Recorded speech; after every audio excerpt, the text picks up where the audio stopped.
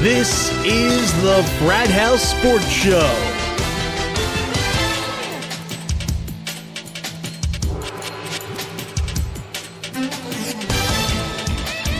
And now for this week's completely different and humorous perspective on everything sports, here's Frat House Mike and Sidekick.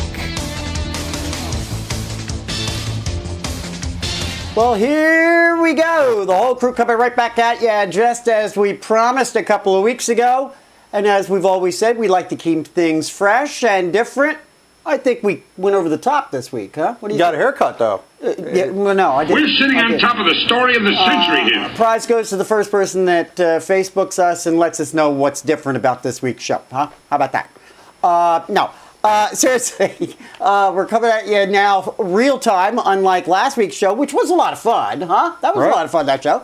But that went back quite a few years. Now we are here back again, real time, in our new studios right here at Frat House 2, huh? All right. What is that? I think we can get used to this. This looks pretty good to me. Look at the wall. Look at the wall. Absolutely. Look at the wall. We got so much stuff going on up there. Move it a little bit to the right. All right.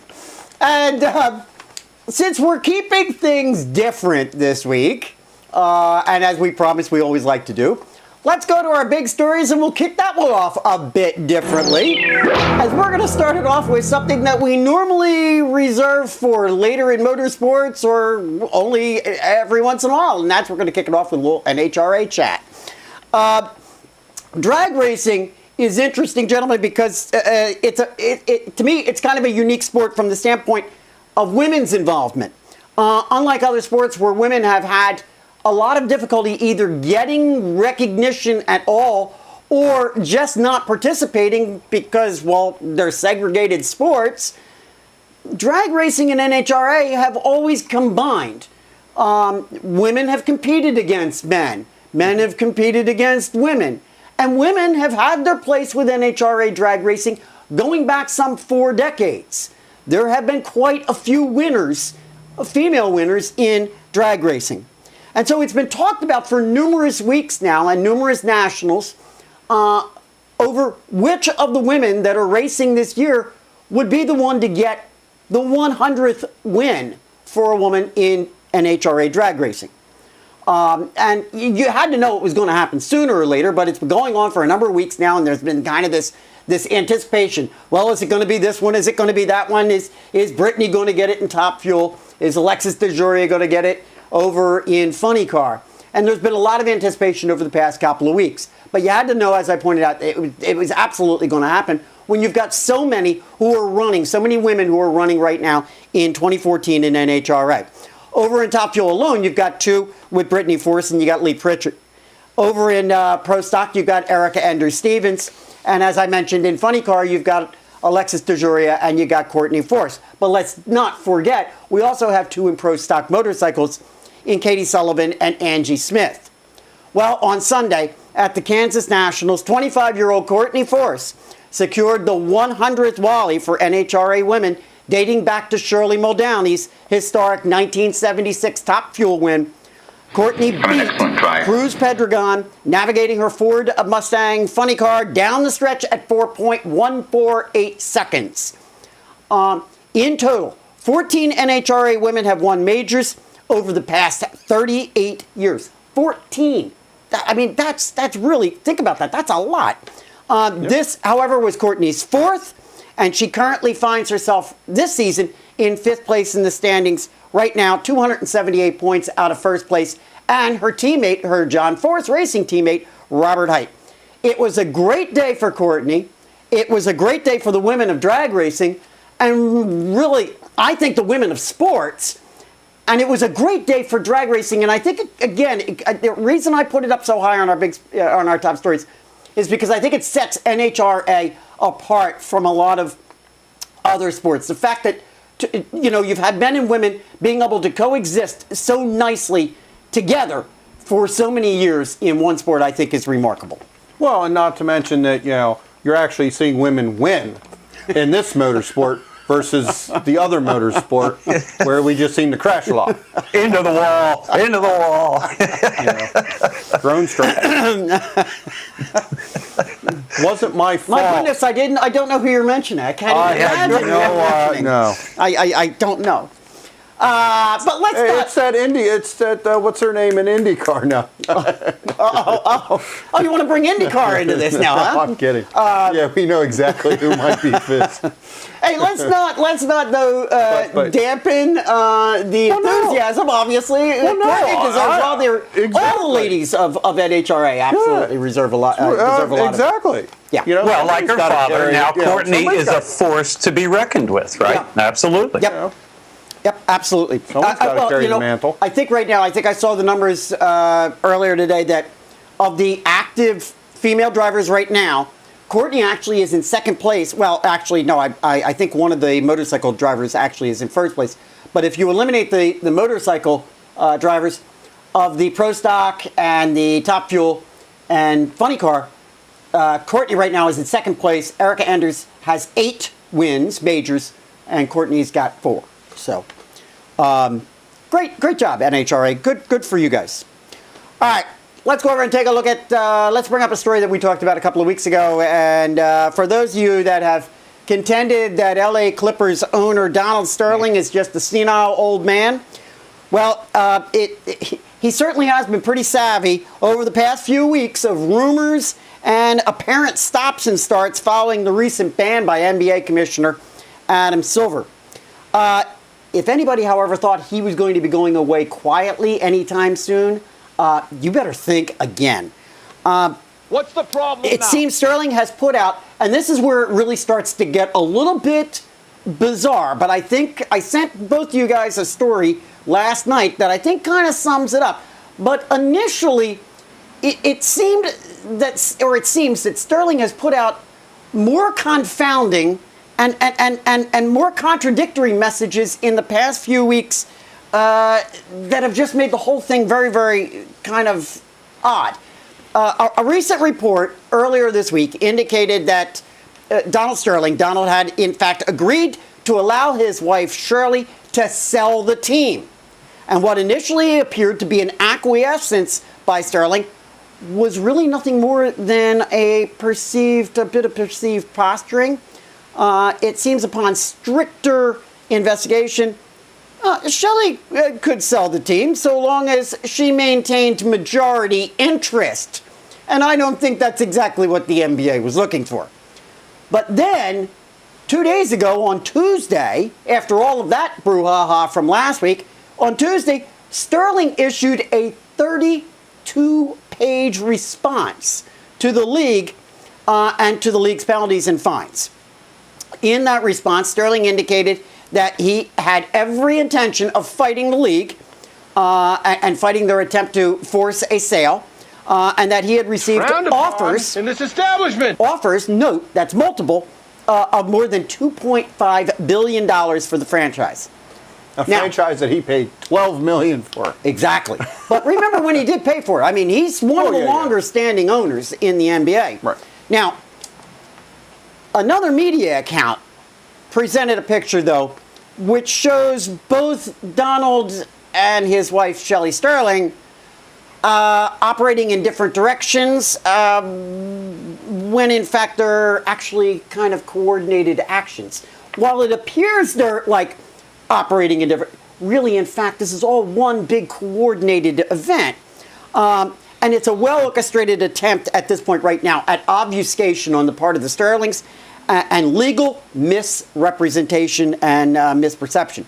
In other words, right now, what the Sterlings are doing is they are doing their level best to legally muddy the waters as much as they possibly can. Shelley's coming out with statements on one hand that say something that's contradictory to what Donald's saying. Donald comes out and makes statements saying something contradictory to her. And in fact, there seems to be no sign of intelligent life anywhere. Yeah, exactly. However, it's very intelligent because what they're doing is they are in fact coordinating both their efforts together in an effort to really, I guess, kind of bamboozle, basically, the NBA is what this is all coming about to be.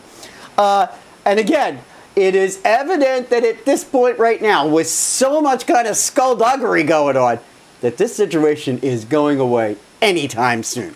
Nope. And you know what? To be honest, I'm glad to see Sterling putting up a fight. I'm not interesting. Well, okay. Hear me out. Hear me out on this. I'm not saying what he said was, should be taken. Okay, but I think what the commissioner did by going in and trying to force the sale and go through all these things where it's not a legal proceeding, I think it needs to be legally, the legal proceedings need to go on. This needs to be challenged. I suppose. And, so that it all gets ironed out. I understand what you're saying. I suppose I might agree with you. However, I still, right now, as it stands, I still kind of feel that the NBA is ultimately going to win this one, because I think that they're going to be able to prove that Donald Sterling was a detriment to the financial health of the entire league. Oh, sure. I honestly believe that. Yeah. I mean, don't get me wrong. He has no business owning the Clippers. Mm-hmm. But the steps that the NBA has taken border on illegal, I think. Mm-hmm. And I think it needs to go through the court of law to actually get it ironed out. Yep. All right. Okay. Fair enough. Fair enough. And so that's where my. But, what makes that's why I'm saying I'm glad that he's fighting it and stuff, so that there's some precedence, and Yeah. What's actually going to make this interesting, however, is that there are a number of players, active players. I believe LeBron James might be one of them, and I think everybody, chime in if I've got the name wrong, who just said, I think it was about 2 weeks ago, that he will not play next season if, in fact, the Clippers are still owned by the Sterlings. And there are other players who have indicated that they would do other things, that they would boycott the NBA, former players and what have you. So it'll be very interesting, because this thing is will absolutely go past the beginning of the opening of the next season. There's no way around that. So what is going to happen when these athletes and these celebrities out there that have made these claims, what's going to happen when their feet are put to the fire? Because it looks like... and that's what I was going to say, it looks like it's going to be put up or shut up. Yeah. You can sit there and you can, on Twitter, and, I'm not going to play, but when the rubber hits the road, is right. LeBron, are you telling me that the egomaniac LeBron James is not going to play next season? Well, and then that creates issues with, what are his contractual agreements and obligations, and how would the Miami Heat respond to that if suddenly he's walking out on a boycott, and So this you see what I'm saying? This whole thing's getting muddied up, All right. All right, last but not least, let's get over and take a look at something that happened just this past Sunday, and let's get this straight. He wasn't the first one to do this, and I'm sure he won't be the last. But whether you like NASCAR's Kurt Busch or not, I got to tell you something. You got to give him a lot of credit for his accomplishment this past Sunday. The famous Indianapolis 500 and NASCAR's longest race of the season, the Coca-Cola 600, are run on the same day each year. One obviously is in Indianapolis, Indiana. The other is staged out of Charlotte, North Carolina. And their start times are separated by roughly about 6 hours, give or take. I guess there is a 1 hour time difference on the time zone. But hey, it's been done before, and Kurt Busch said no problem with that. The full-time driver of the Stewart-Haas number 41 stock car decided to go for his rookie attempt at IndyCar by driving the Indianapolis 500 as well as the Coca-Cola 600 and log himself 1,100 racing miles in one day. Now, in the first leg of the attempt, Busch scored an impressive sixth-place finish in the Indy 500. Just as an update, Ryan Hunter-Reay won the Indy in a nail-biting final three-lap duel with Helio Castroneves. But immediately when that was over, Busch jumped himself a helicopter and flew to Charlotte, North Carolina for the 6:15 Eastern Time green flag of NASCAR's Coca-Cola 600. Now, unfortunately, Busch, he didn't fare quite as well in his familiar role behind the wheel of a stock car as he did in Indy. He ended up at the Coca-Cola 600. He finished 40th when his car... Nothing. Yeah. You lose. Well, I don't know about Good day, that. sir. When his car blew an engine in the 271st lap of the 400-lap race. And while Busch did not actually finish the race, to me, it just shows, it's an incredible show of endurance to run both races in one day. And anyone saying that race car drivers aren't in shape, well, frankly, I think they ought to try that one for one day. Are you listening to me, Donovan McNabb? Huh? Maybe need some Campbell's soup. Congrats. And you know what's great? Not. And you know what's great is, Kurt Busch finishes 6th in the Indy, which is where Tony finished when he did his double. Correct. And it's such a shame that he didn't actually get the finish. The difference, however, I think the difference that Tony's given it a little more credibility for it is because Tony did finish the Coca-Cola 600. Well, that's why I'm saying it's a shame that, I mean, I don't know how this Kurt goes didn't. down for Kurt. I don't know if this... He got second in the 600. In the six, okay, but see, I'm not sure. What I'm saying is, I'm not sure how this goes down for Kurt. I don't think. I mean, it's a DNF. Yeah, so it doesn't count as I don't think they count as a double. Would he technically have to? You're right. Does it count as a double? In other words, they don't count. If you crash out of either one, it doesn't count. No. You have to finish both. That's kind of to me. That's kind of a shame because I mean, I still think it's an incredible. Exactly. I mean, whether you like or hate the guy, I mean, come on now. You run 500 miles at Indy, and then you run 600 miles in Charlotte. Yeah, I mean, listen, I know. I would love to do that. Oh well, and listen, and I know that you probably could run 1,100 miles in one day. I've driven with you, okay? But running under these conditions, where you're running at 260 miles an hour at Indy, okay, in open wheel, and then you're running back over to run a completely different car in stock, okay? Yeah. I mean, that's a stressful day. And I mean, sure. You doing 1,100 miles, you're not under any stress doing it that way. You're just stressing out the people that are riding with you. That's all you're doing. Yeah. Oh, boy, is my face red. All right. Well, congratulations to Kurt for that one. And I like to see that kind of stuff. It makes watching both those races actually, it gives you a little more intrigue. So good for you. Sure.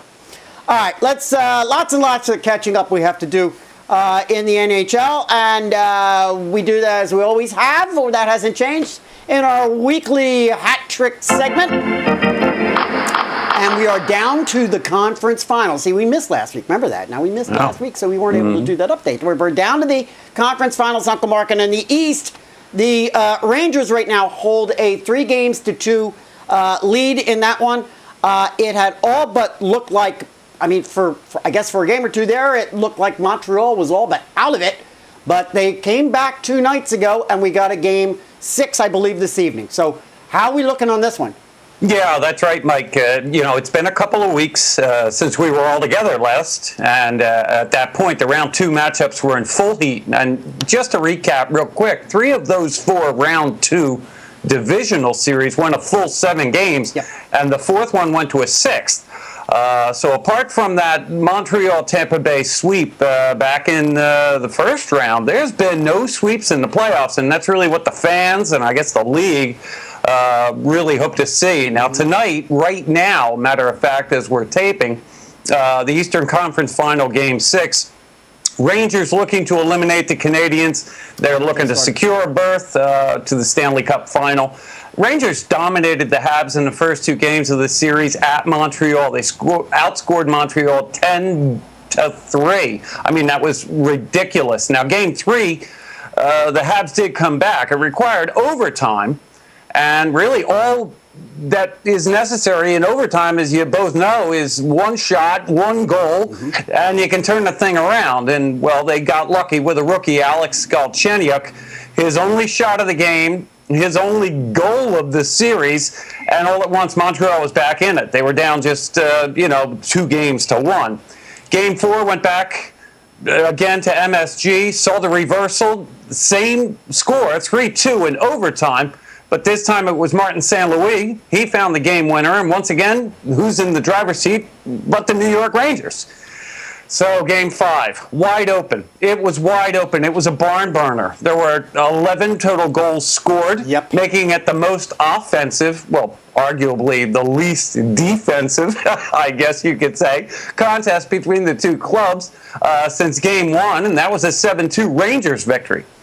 Now, also notable and somewhat ugly was the late high hit in Game 5 on Canadiens' Dale Weiss by the Rangers defenseman John Moore. That resulted in a five-minute match penalty, automatic game misconduct, suspension, immediate suspension from further competition, and of course the league ruled on Wednesday that he would be suspended for 2 games, which is essentially the remainder of this series. Now, Game 6 is going on now. As I say, we have no score thus far. The Rangers need to have a sense of desperation, though, because believe it or not, and whether they want to believe it or not, the pressure is really now on them and not so much Montreal. So here's what I expect. Lundqvist is going to return to form, I believe, after an off night. Their defense is going to go back, close their ranks, close the shooting lanes, forecheck the heck out of the Canadian zone, unlike what they failed to do in Game 5. And I don't really expect to see the undisciplined after-the-whistle shenanigans that we saw in Game 5. For Montreal, it's simple, if you can say simple, when your back's against the wall. Defensemen P.K. Subban and Andrei Markov suddenly showed up. They were terribly effective in Game 5, pinching in the offensive zone and giving Montreal time and opportunity. Listen, you're not going to chase King Henrik with 4 goals on 18 shots too often, so they need to replicate that. Subban had an assist. He was a +3 with 4 shots on goal, and Markov had 3 assists for Montreal in Game 5. So once again, we're kicking that up right now as we speak, and it's do or die for Montreal. Can they do it? I don't know, but I'm going. I'm pulling for them. That I'll tell you. Well, let me ask you this now on this series before we move on to the West. If, in fact, Montreal beats the Rangers tonight at MSG, I believe it is. Is that right? That's correct. Okay. If, in fact, they were to do that, obviously the entire pendulum would swing to Montreal for a Game 7. And at that point, you could... Let me ask you, would you be sitting here saying, oh yeah, this is probably going to be a dumb deal for Montreal? No, absolutely not, because let's not forget. I mean, for all the right reasons, you know, you got to give the edge continually to the goaltending tandem, because Tokarski is not the guy that King Henrik is, and he can melt. And there's been some high-scoring games. They've been close, but I still think the Rangers have the edge, probably all the way out. That's why I'm pulling for the underdog in this series. That's just my personal opinion. Okay, all right. All right, let's take a look at the West. Now, over there, it's interesting to me, and you'll give us a recap on it, I guess, as things ended in round 2. But here we've got a battle of 2 number 3 seeds with similar results. We've got similar results going on here as we see over in the East. Right now, the Kings are up 3-2 over the Blackhawks. But just like the Eastern Series, for a while it appeared that it was all going the Kings' way. Who'd have thunk that? Yeah, this has been such a fun surprise. You know, in the West, through 5 games so far, consider these numbers. The 2 clubs together have potted 35 goals, or an average of 7 goals a game. Yeah. So unlike the East, we've seen a lot of dynamo offense coming from that Western side. LA has won. When LA has won, 2 out of the 3 games were dramatic. They won 6-2 in Game 2. That 5 unanswered goals in the third period. They won 5-2 in Game 4 with 3 unanswered goals in the first period. That tells you that LA is streaky and they're fast at scoring. Now, Chicago won Game 1 at home 3-1, and of course they won last night's 5-4 double overtime thriller at home, and it really was a thriller. I hope both of you saw this, I hope. Neither victory, however, was dominating from Chicago. Add to that, they haven't won in Los Angeles, where Game 6 sets up at the Staples Center this Friday. So bear in mind, Chicago understands the backs against the wall mentality. Last year, they came from a 3-1 deficit and won, finally, Game 7 in overtime to surpass the Detroit Red Wings and go on to the Stanley Cup versus Boston. Well, meanwhile, the Kings seem to live that backs against the wall mentality. They lost the first 3 games in round 1 to the Sharks, and then repeated that in round 2, losing the first 3 to the Ducks before holding an edge in this final series that they're in. Now, obviously, grit and other intangible traits have laced the description of Chicago's win-or-go-home victory last night. But actually, I give a lot of credit to Coach Gwenville. He's got mastery at tinkering with lines, and that really seemed to spark the club the most. All of his defensive pairings were adjusted going into last night's game.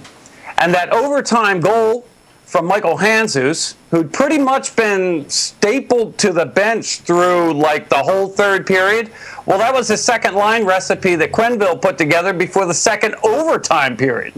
So, sure, there's a lot of heart of champion stuff that's going on here, but the brain behind the brawl was really all from Coach Q, and I got to give him credit.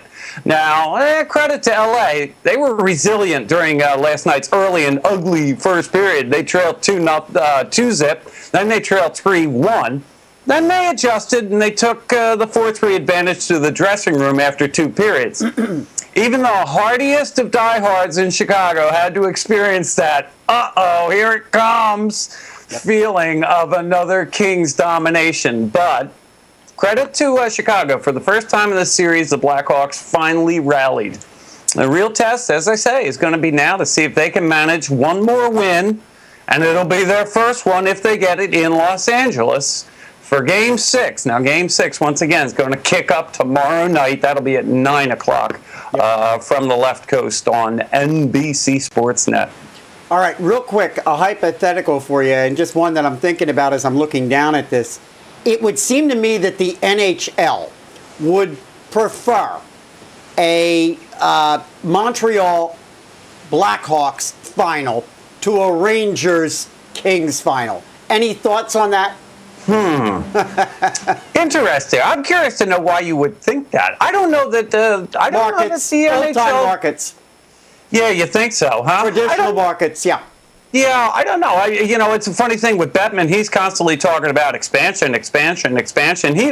Knowing him and his crew, he probably would like to see the reverse of what you're anticipating. All right. I'll be honest with you. I'm just talking for myself. It's I'd been rather exciting. see the Habs and the Kings. What the hell is happening? I think it's been exciting from both sides of it. So I see it as a can't lose proposition either way. I think that this playoff product has been very, very good. All right. Well, listen, it won't be long. It'll be next week at this time Sidekick, that we will be talking about the Stanley Cup Finals. Yeah, you know who's in it at that point. And hey, why don't we turn it up a notch? Why don't we make the finals all outdoors? Oh, awesome. Yeah, the rest are going to be all outdoor. He wants me to knock him upside the head. I'm there going, would it be wrong of me to just knock you upside the head? Turn it up a notch. I thought I told you not to interrupt me while I'm working. Never have too much of a good thing. Yeah, well, let's see how it goes next week. We'll have some fun with it when we get to that point, because we've done a lot of prognosticating here, or at least discussion about prognostication here this evening. All right, next up, let's get into a bit of baseball chat here, and our weekly MLB segment is brought to you by our friends Carl and Jim over at CLW83.com, where you can catch Jim's Touch 'Em All podcast along with all their other terrific programming over there. Get over CLW83.com and check out all that they offer over there. And I was saying pre-show, I believe, and I got to check this out perhaps tomorrow, I believe I'm scheduled to actually appear on Jim's Touch 'Em All program. You believe? This weekend. I think so, yeah. I think it's this weekend. So you'll only be tuning in as soon as that gets posted up there, probably over the weekend. But hey, listen, how about we get to a few screwy stories? How about that? It's time again for Frat House Mike's Screwball Stories. All right. righty, now listen, a couple of weeks ago we shared with you the artist renditions of the new Atlanta Braves ballpark, scheduled for 2017 and located in Cobb County. This week, Braves president John Schuerholz had some very, very interesting comments, at least I found them to be very interesting, about how the whole deal for the Braves to make that move occurred.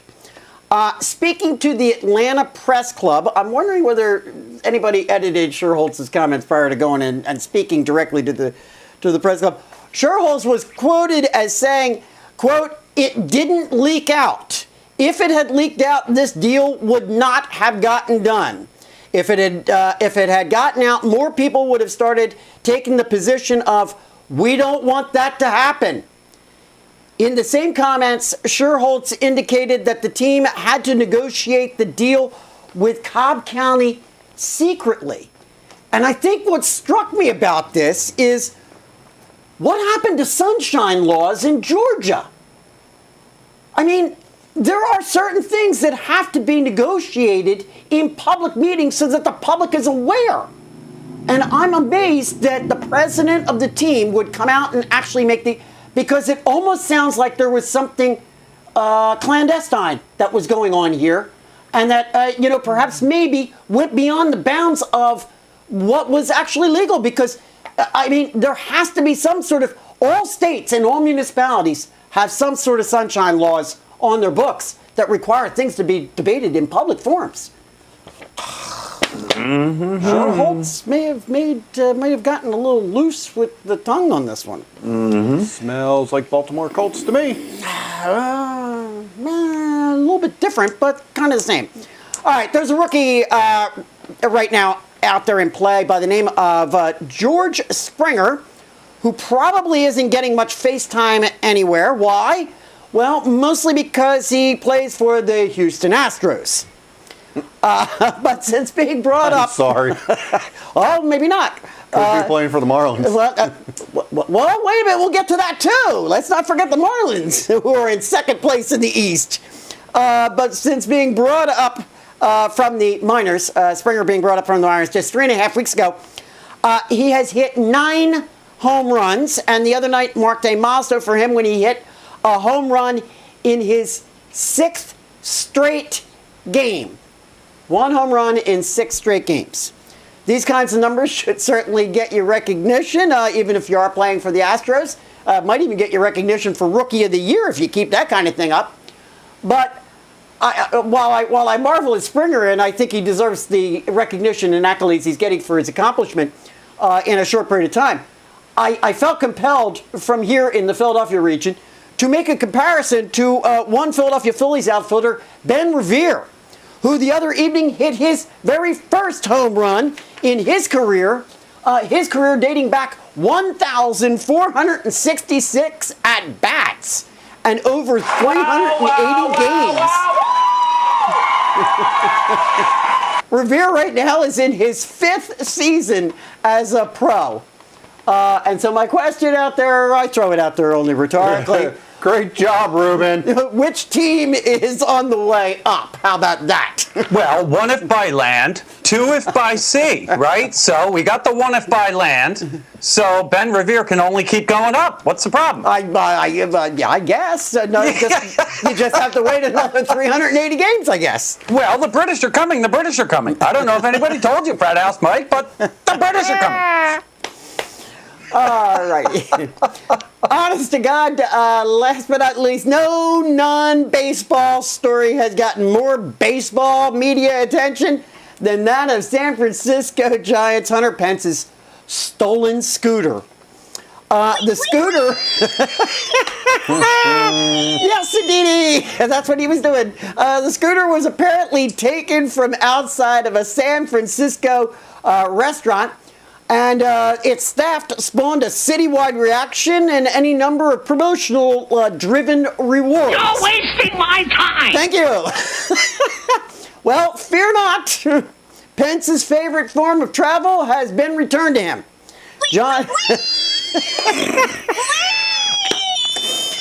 Shea of the San Francisco Chronicle writes that, quote unquote, a group of people just a group of people showed up with the scooter on Wednesday afternoon and gave it to officers standing outside the gates at AT&T Park. Pence never officially reported the scooter stolen, and none of the people who were involved in returning it are currently being investigated for its disappearance. We're done with this. Now that's a feel-good story. Come on, I mean, hell with Courtney Force. That's the best feel-good story we've had all day, huh? I don't know. Danica still wreck it. Uh-oh. Glad Danica didn't find it. All right, let's get away from the scooter, or better yet, let's scoot on over and take a look at the AL and Stay away NL. from the wall. Yeah, AL and NL standings. And it's, we're talking about some things. I'm going to bring a couple of things up here, but let's take a look real quick at the American League. Wait, but what's this? The Toronto Blue Jays? Folks, for real, the Toronto Blue Jays are leading the East. That's not just a blip like, oh, they managed to sneak in there by half a game, right, Frat House Mike? Or maybe they're tied with the Yankees, right, Frat House Mike? No, how about they're 3.5 games in front of the Yankees? Yes, 3.5 games right now in front of the Yankees. All right, then we got the Tigers. That won't last. Okay. Then we got over down in the Central. We got the Tigers right now, 4 games in front of the White Sox, and the A's out in the West, 2.5 games in front of the Angels over in the National League. The Braves right now leading the East, half game. Remember what I said. You're discounting the Marlins. This is the second time we brought them up. Right now, half game only in front of the Marlins. I'm telling you, I'm waiting for the fire sale. They're just pumping up their stock. I don't think they're going to fire sale this year. Listen, you wait for the fire sale from the Phils. That's who you wait for it from. The Brewers right now are 2.5. Revere. 2.5. He hit home runs. Get rid of him. His stock's way up. Well, besides, Amara is going to become the commissioner. We heard. I mean, somebody asked Selig about it. You guys know about that story, right? Wait. No, don't you dare. You're not talking about the owner of the Marlins. No. I don't even want to go there. We'll need to do some extra research on that. If that's the case, I'll be back here with Rant next week. You're getting his Irish up. Well, man, I'm just saying. As Sports Illustrated, when the commissioner was out there at Citizens Bank Park on Wednesday, they started chatting about the commissioner and who would he like to see replaced. And, of course, somebody had to throw out Amara. Not Jeffrey Loria. No, Amara. Amara. Amara. Oh, I thought you were talking about the Marlins. No. Ruin tomorrow. He'd be a great commissioner. Oh, yeah, he'd be fabulous. Yeah, all right. Let's go take a look real quick at the NL Central. The Brewers right now, your Cardinals are gaining a little bit of ground. They're just 2.5 now right now in front of the Cardinals. Yeah, that's because we helped the Blue Jays by beating up on the Yankees. That's right. And the Giants right now are 5.5 in front of the Dodgers. All right. There's our Major League Baseball report for this week. Again, brought to you by, as always, and sponsored by our good friends over at CLW83.com. Please make sure you get over and check them out. And most especially, if I happen to be on the show, you got to make sure you check them out. All right? I'll let you know. You got to check the Facebook page. Another reason to check the Facebook page. Frat House Sports. Get over there, give us a like. Any reason to put in a selfish plug? Alrighty. Quiet, numbskulls, I'm broadcasting. Alrighty, we had a real race this past weekend in NASCAR. In fact, real race? Yeah, well, as opposed to like the All-Star race, which is what we were talking about the last time, 2 weeks ago we were together. Okay. In fact, we actually had a couple of real races if you want to throw in the Indy 500. And as always, our race report is brought to you by our other good friends down there in Maryland at herbfm.com, Herb FM Radio. All right, check them out. I'm sure Chris is going to be real happy that we're doing a real-time show.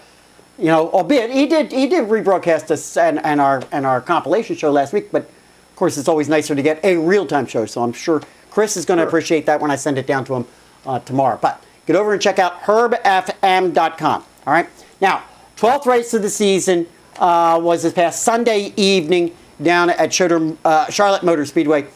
In, as we've already mentioned, the longest NASCAR race of the season. And how about this? Lo and behold, who wins it? But how about the pole sitter, Jimmy Johnson, got his first win of the season. And for God's sakes, come on. Gentlemen, you had to know, listen, it wasn't going to be long. Jimmy Johnson was going to get a win. He wasn't going to be shut out forever. So others who came in the top 5 Sunday night included Kevin Harvick came in second. Matt Kenseth came in third. Carl Edwards came in fourth. Jamie McMurray came in fifth, coming out of the 26th position to start. And any other sidebars that anybody feels relevant enough to bring up, but I thought a couple that were, I bring it up again, that Kurt Busch, well, he fell just a bit short with the engine troubles that he experienced, I guess about 2/3 of the way through the race. Unfortunate for him, as that was his second leg of trying to do a double on Sunday before Memorial Day. Other sidebar, though, that I found interesting, Kevin Harvick with another second place finish, his second in a row in regular season racing. On top of the 2 wins. Exactly. And he had the second most laps led in this particular race. I think Johnson had close to 200. It was like 160 some. Harvick had 100. So he led the race for 1/4 of the entire thing. So, Stuart Haas has got that 4 running just wonderfully. If they could just get the 14 to get moving a little bit too. But they certainly maybe that 10. We always come back to. We got to come back to the 10. We got to come back to the 10. Always coming back to that. Okay, you're killing me. Now, I'm curious. This was the first pole sitter that won the race as well? Am I correct about that? I don't think we've seen the same winner being the pole sitter up to this point. No, of the season. Was this the first pole sitter to win this season? Was it? I thought somebody else won. I thought Harvick won from the pole. I was thinking Harvick did not too. this year. Okay. I don't believe so from this year. I'll have to. That's a good one. I have to actually. We'll check that one and we'll put that up on Facebook to find out whether that's the case or not. I want to say I thought Harvick won from the pole, but. Well, Johnson certainly was. He was dominant, obviously, throughout this entire race, right from the start, right from the pole. So, but you might have something there, Uncle Mark. Yeah, it just was one of those things that after the race was over, I said, "Wow, I think we have sort of a first here." And unfortunately, there you go. As you say, Mike, Jimmy Johnson. Everybody loves to hate the guy, but didn't he go ahead and do it twice to us? He ran from the pole and then won the thing too. So yeah, exactly. And anybody that thinks for 1 second that Jimmy Johnson is going to, that'll be the only one he gets this season, think again. That guy will end the season with at least 3-4 wins easily. You wait. You can mark the tape. Mark the tape. I said it today. All right, let's go quick. Take a look at the leaderboard in NASCAR, and little changes obviously in point scores, but because we're listing it this way, and it gets very, very confusing because when you listen to the broadcast on television, they refer to Jeff Gordon as being sitting atop the leaderboard. And I really think that media needs to get their act together the way that we've done it and do it the right way, because that technically isn't accurate to say that Gordon is leading in points, but the way it is structured, not atop the leaderboard. Atop the leaderboard is Joey Logano. But there you have it right now, the way things are standing. Yeah. Okay, now this Sunday we head down to the Monster Mile, not far from here, at the Dover International Speedway, and you can catch the coverage of that on Fox. Gentlemen, by the way, and I know, Sidekick, you're going to want to jump on in this, that is our last Fox race of this particular season, as we will head over to TNT for get their ready. Summer coverage. Get ready. But if you want to catch the best, one of the best, I guess have we contended that Fox is the best? ESPN's not bad, but the best NASCAR coverage, if you want to check that out, 1 o'clock Eastern time on Fox. That's the last one for this season. Yeah.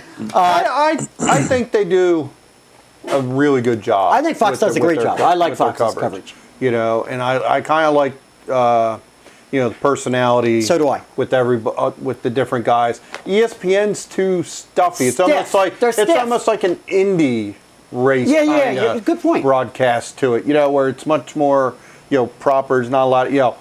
There's not a lot of personality, I think, in it. And And TNT's just plain brutal, abysmal. brutal, just brutal. You know what I mean? And you got to know what this is TNT's last season, I believe. Is that correct? TNT's Yep. last season. Yep. Okay. You got to know that we are going to be barraged with every opportunity for them to get commercials in. Probably more so than we've seen before. Oh, yeah. So, because it's their last season, they're going to take advantage of it. Yeah. All right. Just as a side Yep. note, Sidekick was correct. Kevin Harvick won from the pole There you go. in Darlington at the Southern Classic. Okay, so we've had two. Earlier this Okay. All right, but when you know it would be Harvick, as we were just pointing out, huh? All right, well, as we were just pointing out, it's regular season.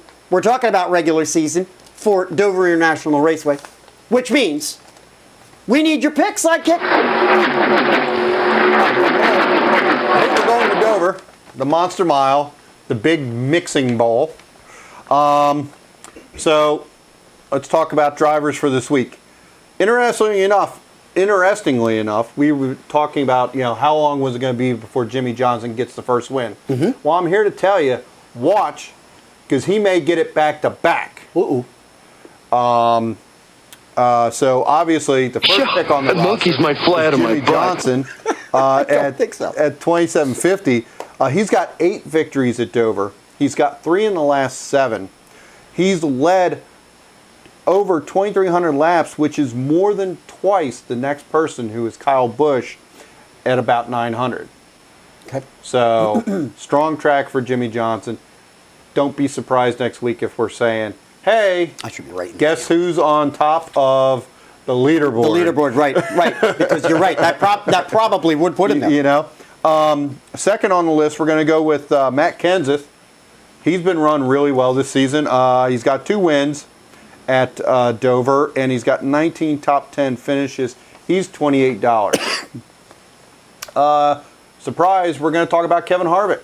Kevin Harvick's run, we were talking earlier in the season about Dale Jr. having a blessed season, and he's kind of trailed off a little bit.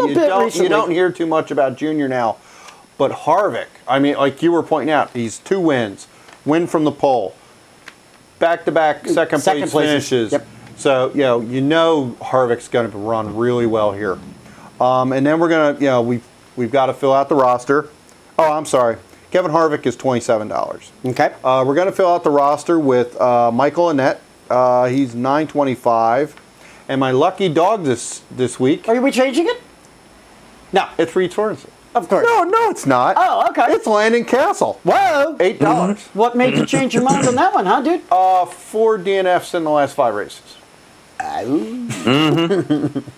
want winners. If you're not, when I sat down and was starting to look at things today, I'm like, ooh, while his points, overall season points are up there, he hasn't performed the past couple You're on seasons. Sidekick's naughty list. So, and you better fix this. I want to give a shout out to our Facebook friend, Greg Oliver, Asswagon, for back-to-back first place finishes, and calling me out that he's coming for Sidekick.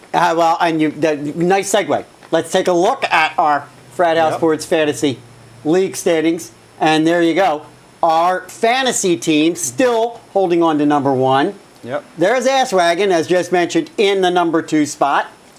Your team Blood Pack in 4. Moving up. Watch it. Here I come. Brandon's Destroyers down there in 9th. And as I projected, I am off the board. Go ahead. Who else? No, I'm off the board. I said 2 weeks ago, or a week ago, or 2 weeks ago, I said, if something doesn't change, I'm going to be off the board. Yeah. I'm off. But Bill's in there. Bill's staying strong there, isn't he? So, but our folks down there in Texas are 2 and 3. So we've got some formidable challenge from the folks down south there here at the Frat House. Yep. We're only 12 races in. Right. So. All right, let's get over real quick. We'll take a look at our Frat House Sports Facebook post of the week, which, got a lot of attention, and it was a post that was just put up just yesterday by our own Jen. and it was all about the travails of being the Olympics host city and some of the problems that are being encountered with selling the 2022 games. It's not all that glamorous, I guess, anymore to be the host city. I think our town there for the Winter Olympics realized that this past Winter Olympics as well. They had some issues and some troubles, and well, of course, the media having the spotlight on you. So little difficulty there. Cities aren't so inclined to be rushing to that. Of course, it was just announced here, rather regrettably, just yesterday, I believe, that Philadelphia, the mayor here of Philadelphia, announced that, well, no, we had backed off and we will no longer be submitting bids for it. I can't see Philadelphia being able to host anyhow, to be perfectly blunt. But anyhow, that got the post. That post there got a heck of a lot. Hundreds of views and reads on it. And thank you very much. We appreciate that. Now, you got to get over and give our Facebook page a like as well. Frat House Sports. Get over to it. Give it a like. Join up. All right? All right. And while you're doing that, make sure you also, and as we get more and more settled into our new confines around here, which might still be another couple of days, maybe a week or more, until we really get settled into a groove. There'll be a lot more activity going on over on our webpage. And we'll try to get something up there this week as well. But make sure you check out frathousesports.net. That's our website, all right? frathousesports.net. All right? Otherwise, you just may get the finger. All right, there you have it. There's our first show from Frat House 2. Okay. Would you drop by my office then? There you go, anytime. Absolutely, anytime. So, hope you enjoyed it. Let us know what you think of the new digs, what you think of the new studio. All right?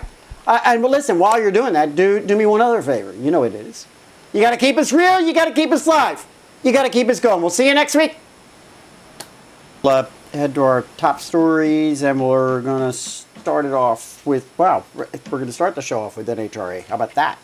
And that's what I'm talking about. I honestly forget how many slides we had. I know there's one of Courtney, and I know there's one of her car. And that might be it. I think there are 3. So if you count the NHRA logo, correct. If you count the NHRA logo and the 2, there are 3. Well, at least we got women winning somewhere. Exactly. Well, and I kind of, that's kind of the angle of the reason I bring this up.